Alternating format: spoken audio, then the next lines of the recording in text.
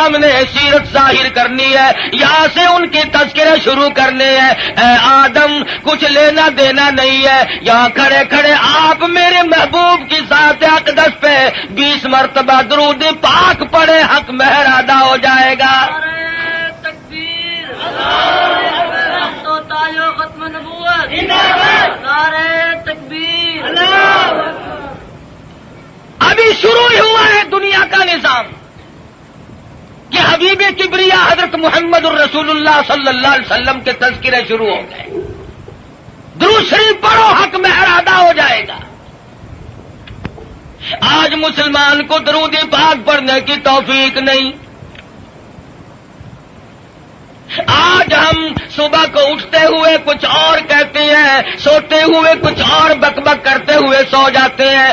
ارے سونا جاگنا نہیں، بلکہ مرتے وقت کلمہ نصیب نہیں، درود شریف استغفار نصیب نہیں۔ بے ہوشی کی موت لوگ مر رہے ہیں۔ پھر انبیاء کرام تشریف لا رہے ہیں، حالات دنیا کے بڑھتے چلے گئے۔ یہ کون آئے؟ یہ یونس علیہ السلام ہے، شہر نینوا اور موصل کے لیے پیغمبر بن کے آئے۔ یہ کون ہے؟ یہ صالح علیہ السلام ہے، قوم سمود کے لیے پیغمبر بنا کے بھیجے گئے۔ یہ کون ہے؟ یہ شعیب علیہ السلام ہے، مدین کے نبی بن کر آئے۔ یہ کون بزرگ ہے؟ یہ کون سے پیغمبر ہے؟ یہ عیسیٰ علیہ السلام ہے، یہ ذبیح اللہ ہے، یہ یوسف علیہ السلام ہے، یہ بنی اسرائیل کے نبی، کوئی علاقے کا نبی، کوئی صوبے کا نبی، کوئی ایک ملک کا نبی۔ آئی آمنہ کے در یتیم کی باری تو آواز دے دی، دنیا والوں، آسمان والوں کا نبی، زمین والوں کا نبی، تمام کے تمام کا ایک ہی نبی بنا کر کے میں بھیج رہا ہوں۔ قل یا ایھا الناس انی رسول اللہ الیکم جمیعا۔ عجم کے باشندوں، عرب کے باشندوں، او بادشاہوں، گورنروں، وزیروں، غریبوں، امیروں، فقیروں، کوئی بھی ہو، تم سب کی طرف مجھے اللہ پاک نے پیغمبر بنا کے بھیجا ہے۔ سب کے پیغمبر آ گئے۔ کن حالات میں آئے؟ نہ گفتہ بے حالات لوگوں کے بن چکے تھے، ضمیر فروشی لوگوں کا مزاج بن گیا تھا، بدماشی گھوٹی میں پڑ گئی تھی، جہالت نے ڈیرے ڈال رکھے تھے، کمزور کی زندگی دوبھر اور اجیرن ہو گئی تھی، کوئی کسی کا پرسان حال نہیں تھا۔ کس شان کے ساتھ اللہ تبارک و تعالیٰ نے حضور اکرم صلی اللہ علیہ وسلم کو دنیا میں مبعوث فرمایا۔ سیدہ آمنہ خاتون کہتی ہیں کہ جب حضور پیدا ہوئے تو مجھے ایک نور دکھائی دیا جس سے زمین و آسمان جگمگا اٹھے، روشنی روشنی پھیل گئی، اور فرماتی ہے میرا جی چاہا کہ میں اپنے یتیم کو دیکھوں۔ میں جھانک کے دیکھنے لگی، دیکھتی کیا ہوں کہ میرے یتیم کا پیشانی اور ماتھا زمین پہ رکھا ہوا ہے، سجدہ فرما رہے ہیں۔ دنیا میں جلوہ گر ہوتے ہی سجدہ کیا تاکہ لوگوں کو یہ بتا دیا جائے کہ میں تو لوگوں ایک اللہ کے دروازے پہ تمہیں سجدہ کرنے سکھانے آیا۔ فرماتی ہے میں نے پیار کر کے گود میں لے لیا، ادھر میں نے پیشانی پہ بوسہ دیا، ادھر شہادت کی انگلی اٹھا کر آسمان کی طرف اشارہ فرما رہے۔ میں اس ایک کو ماننے آیا ہوں، ابھی تو ابتدا ہے۔ ہم کئی مرتبہ سوچتے ہیں جی ابھی تو بچپن ہے میرا، جوانی آئے گی، بڑھیپا آئے گا، پھر مرتے وقت ایسی نیکی کروں گا جس سے ابدال بن کے مروں گا۔ ساری عمر برباد کرنے کے بعد یہ تمنا رہتی ہے، اور حالت یہ مجذوب کہتا ہے قدم سوئے مرقد نظر سوئے دنیا، قدم سوے مرکز نظر سوے دنیا، کدھر جا رہے ہو کدھر دیکھتے ہو؟ رات دن زندگی کو کاٹ رہے ہیں، قبر کے قریب کر رہے ہیں، اور ہم دن بدن دنیا کی غفلتوں میں پھنسے چلے جاتے ہیں، سوچا تک نہیں کبھی۔ بڑھےپا آ جاتا ہے، سفید بال آ جاتے ہیں، پھر بھی ہمیں کبھی موت کا فکر دامنگیر نہیں ہوا۔ کیوں ہو؟ کیا ضرورت پڑی؟ حضور اکرم صلی اللہ تعالی علیہ وسلم کی ذات اقدس یتیم پیدا ہوئی۔ حلیمہ کہتی ہے میرے پاس میرا ذاتی بچہ تھا، لوگوں نے مجھے اپنا بچہ اس خوف سے نہیں دیا کہ یہ اپنے بچے کو تو پالے گی اور ہمارے بچے کو بے پرواہی کر کے خراب کرے گی۔ چلتی چلاتی حضور کے دروازے پہ آ گئی، کہنے لگی آمنہ مجھے کم سے کم اپنے یتیم کی زیارت تو کرا۔ کہتی ہے جب آمنہ خاتون نے چٹی چادر حضور کے چاند جیسے چہرے سے اٹھائی، حلیمہ کی آنکھیں چندھیا گئی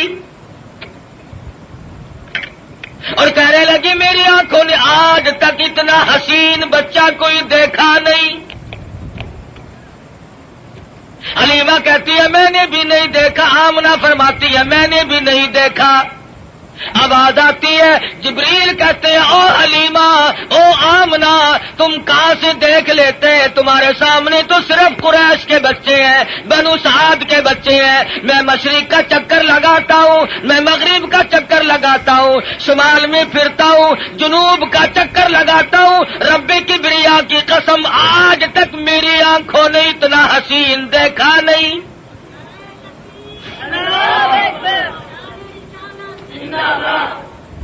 رہنے دو نعرے، آٹا بڑا مہنگا ہے۔ نہیں دیکھا۔ آواز آئی جبریل تم کیسے دیکھ لیتے؟ دنیا کے لوگ کیسے دیکھ لیتے ہیں؟ مجھے اپنی کبریائی کی قسم آج تک میں نے ایسی صورت والا کوئی پیدا کیا ہی نہیں۔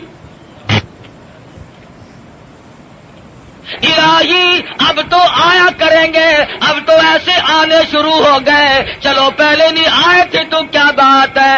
آواز آتی ہے رخ مصطفیٰ ہے وہ آئینہ، اب اس جیسا دوسرا آئینہ نہ ہمارے چشم خیال میں اور نہ دکان آئینہ ساز میں۔ اب ایسے کیسے آئیں گے؟ میں نے وہ سانچا ہی توڑ دیا جس سانچے میں اس صورت کو ڈالا ہے۔ نعرہ تکبیر! اب ایسا کوئی نہیں آئے گا۔ حضرت آمنہ حضور کو حلیمہ کی گود میں دے رہی ہے، وہ بات نہ کہی جو ایک ماں کو کہنی چاہیے تھی، اپنے بچے کا خیال کرو گی، میرا یتیم لاوارث ہے، کہیں اس کی خیال کے اندر غفلت نہ کرنا، بے پرواہی نہ کرنا۔ حضرت آمنہ نے وہی بات کہی جو آخر الزماں پیغمبر کی اماں کو کہنی چاہیے تھی۔ کہتی ہے او حلیمہ میں تیرے جذبات کو تاڑ گئی ہوں، میں تیری نظروں کو سمجھ گئی ہوں، کہیں میرے بچے کی محبت کی جذبات میں آ کر اپنے بچے کو بھوکا نہ مارنا۔ اظہار شروع ہو گیا، ہمدردی کا پیغام حضور کے آتے ہی شروع ہو گیا۔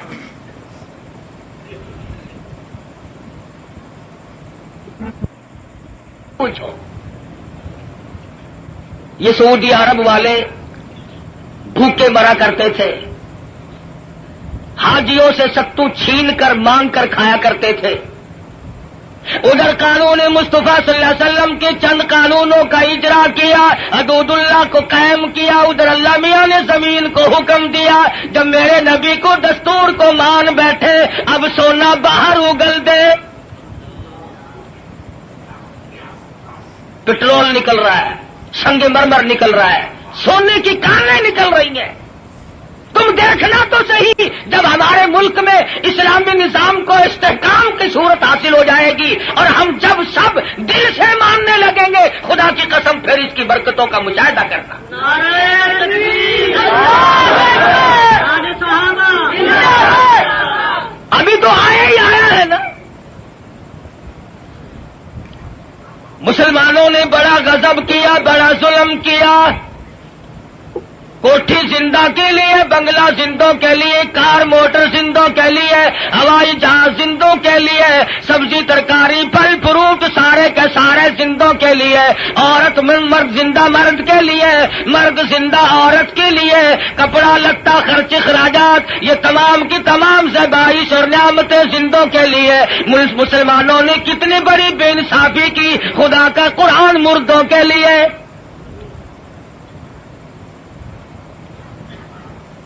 ساری عمر کبھی بنگلے میں اللہ کے قرآن کو جگہ نہ دی، تمام عمر کبھی کوٹھی میں قرآن کو جگہ نہ ملی، کبھی کارخانے میں ذکر تک نہیں آیا اللہ کے قرآن کا۔ لیکن جب کارخانے دار مر گیا، ذمہ دار مر گیا، پھر سارے علاقے کے مولویوں کو اکٹھا کر کے لاؤ، طالب علموں کو بلواؤ، مولوی جی آج تو بہت قرآن پڑھنا، اینا پڑھنا کہ تسی میرے پیو نو بہش دے وچ ٹھوک کے جانا۔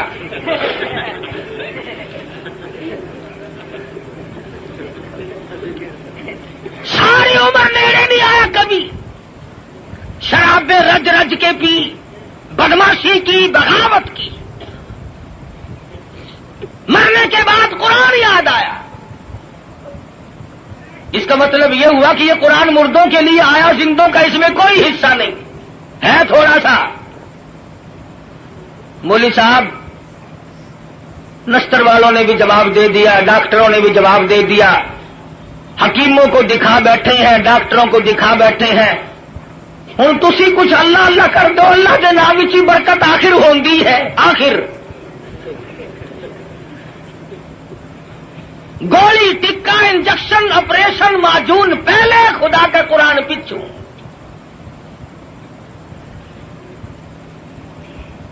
اور ہے ہم سونی سرکار دے سارے امتی۔ عقیدے کی بات کر رہا ہوں کہ ہمارے نظریات دیکھو کتنے بگڑے، ہم کہاں گئے۔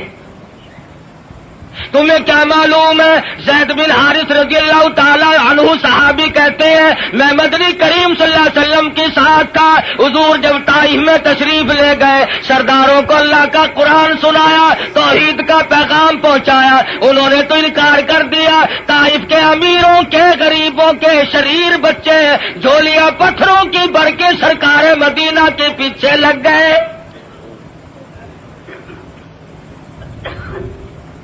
صحابی کہتا ہے میں نے بڑی کوشش کی، چاروں طرف سے آنے والے پتھر میں اپنے سینے میں کھاؤں۔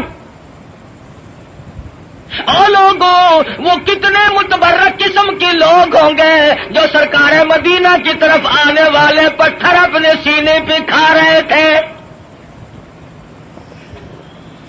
صحابی کہتا اچانک میرے کانوں میں، حضور کی پنڈلی میں، حضور کے ٹخنوں میں کڑاک کڑاک کر کے پتھر لگنے کی آواز آنے لگی۔ اتنا صدمہ عظیم پہنچا، حضور کو اتنی تکلیف پہنچی۔ صحابی کہتا میری آنکھوں نے دیکھا حضور چکر کھا کر زمین پہ بیٹھ گئے۔ ایسی اعلیٰ درجے کی صورت، ایسی سیرت والا، ایسی صورت پہ آج لوگ پتھر مار رہے ہیں۔ صحابی کہتا حضور 4 مرتبہ بیٹھے، باہر تشریف لے آئے، کھجور کے سائے میں قیام پذیر ہوئے۔ میری آنکھوں نے دیکھا پنڈلیوں سے لہو بہ رہا ہے، قدم مبارک زخمی ہے، نالین مبارک لہو میں تر بتر ہے۔ میں دیکھ رہا تھا حضور اس وقت کیا فرمائیں گے۔ صحابی کہتا ہے حضور نے دامن پھیلایا اور آسمان کی طرف چہرہ انور اٹھایا اور فرمانے لگے او مالک کائنات، او زمین و آسمان کے مالک، دیکھ لے میرا کیا حال بن گیا، اب تو مجھ سے راضی ہو جا۔ نعرہ تکبیر، اللہ اکبر۔ تجھے کیا پتا ہے کہ کس قدر دکھوں سے گزرنا پڑا ہے حضور اکرم صلی اللہ علیہ وسلم کو۔ عروہ بن مسعود رضی اللہ تعالیٰ عنہ نے مدینے پاک میں عرض کر دیا یا رسول اللہ صلی اللہ علیہ وسلم مجھے اجازت دو میں طائف میں جا کر اپنے قبیلے کے لوگوں کو قرآن کی تعلیم دوں. حضور کی آنکھوں میں آنسو آ گئے. فرمانے لگے عروہ بن مسعود تیری مرضی, مجھے طائف والوں کی مار آج تک یاد ہے. بیت اللہ میں دنیا سجدے کرتی ہے, اپنے اپنے عقیدے کے مطابق عبادت کرتی ہے. علماء نے لکھا ہے حضور اکرم صلی اللہ علیہ وسلم سجدہ ریز ہے, سجدہ فرما رہے ہیں. ایک کافر آیا اور اس نے آ کر کے زور سے اس قدر حضور کے سر مبارک میں پتھر مارا, لہو کی دھار دور جا کے پڑی. کب نہ دکھ پہنچے, نماز تک نہیں پڑھنے دیتے. گلیوں میں, بازاروں میں, چوکوں میں مار پڑ رہی ہے. صحابی کہتا ہے کہ میں اس وقت تک مسلمان بھی نہیں بنا تھا.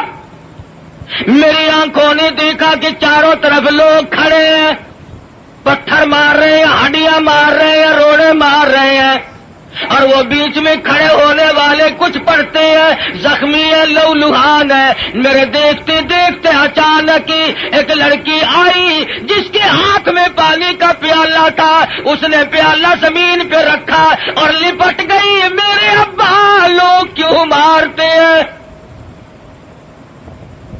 لباس مبارک لہو میں تر بتر تھا, بچی کے کپڑے بھی خون آلود ہو گئے.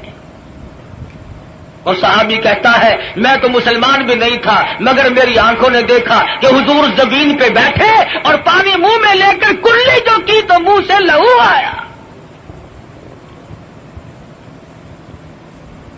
جس دین کی عظمت کے لیے, جس کتاب کی عظمت کے لیے سرکار مدینہ کو 13 سال دکھ اٹھانے پڑے,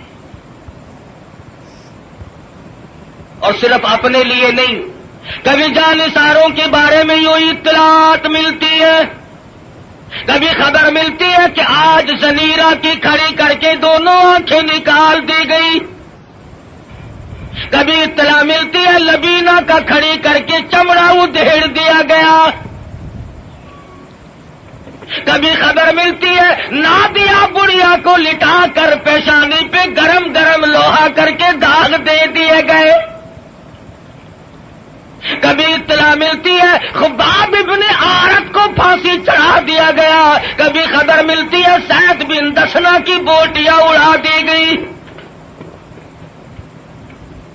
کبھی خبر ملتی ہے بلال حبشی کے پیر پکڑ کر مکی کی گلیوں میں گھسیٹا جاتا ہے, کبھی اطلاع ملتی ہے ابو فقیہ کی پسلیاں توڑ دی گئی.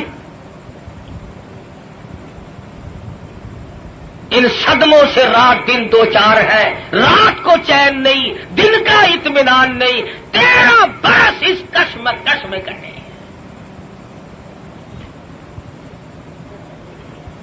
اگر یہ اسلام ایسی چیز ہوتی, اگر دین ایسا ہوتا کہ جس کو چھوڑنا ممکن ہوتا, ان دکھوں میں پڑنے کی حضرات صحابہ کرام کو کیا غرض پڑی تھی؟ پتا چلا کہ ایسی شے تھی جس کو چھوڑنا ہی ممکن نہیں تھا. حضور کی خود آنکھوں نے دیکھا صلی اللہ علیہ وسلم, سمیہ کے سامنے کھڑے ہیں مکے کے کافر لوگ اور بار بار تقاضا کرتے ہیں اگر تو اپنی جان بچانا چاہتی ہو تو ہم تجھے چھوڑ دیں گے, تو کلمے کا انکار کر دے. سمیہ کہتی ہو تم مجھے جان کی بات میری چھوڑ دو, مکی کے پہاڑ اپنی جگہ سے ٹل سکتے ہیں, سمیہ کے ایمان میں فرق قطعاً نہیں آئے گا. ہم جیسا ہوتا تو یہیں سے مسئلے بنا لیتا. اوہ جی جان بچانی بھی تو فرض ہے. مسئلہ جان کا بناتے, جیب نوٹوں سے بھرتے. ہم نے دین کی آڑ میں دنیا کمائی. ارے صحابہ نے دین کے لیے دنیا کو ٹھوکر سے ہٹا دیا تھا, پرواہ نہیں کی. ہم جیسوں کے لیے فرمایا کلو تمتعوا قلیلا, انکم مجرمون،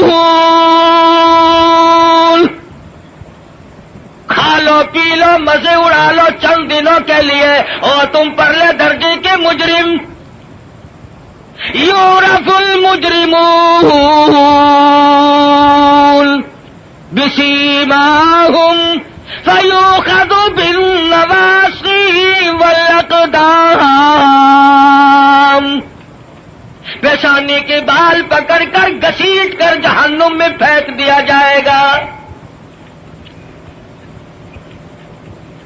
صحابہ نے ایمان نہیں بچایا، نعوذ باللہ جان نہیں بچائی، ایمان بچایا۔ جانتے تھے کہ دنیا اور آخرت میں چلنے والا سیکھا ایمان ہے، اگر ایمان چلا گیا تو پھر پلے کچھ نہیں رہتا۔ ہم لوگ تو اللہ کی بے نیازی کا زبان سے اقرار کرتے ہیں، تم کروڑ پکے والے بھی اللہ میاں کو بے نیاز مانتے ہو کہ نہیں؟ اللہ بے نیاز ہے؟ آہستہ بول لو کوئی سن ڈالے۔ بڑا بے نیاز بادشاہ ہے، جب وہ چاہے تو قطرے کو سمندر کر دے، اور جب وہ چاہے تو یتیموں کو پیمبر کر دے۔ بڑا بے نیاز بادشاہ ہے، جب وہ چاہے تو گنجے کو اندر کر دے، کون ہے روکنے والا؟ او بھائی تے پرکار والے گھر لے جا اپنے، خدا کا واسطہ۔ تو میں عرض کر رہا ہوں بڑا بے نیاز بادشاہ ہے، ڈرو اس مالک سے۔ شام کو سو لکھا پتی، صبح کو اٹھو تو ٹکڑوں کے محتاج۔ شام کو وزیر اعظم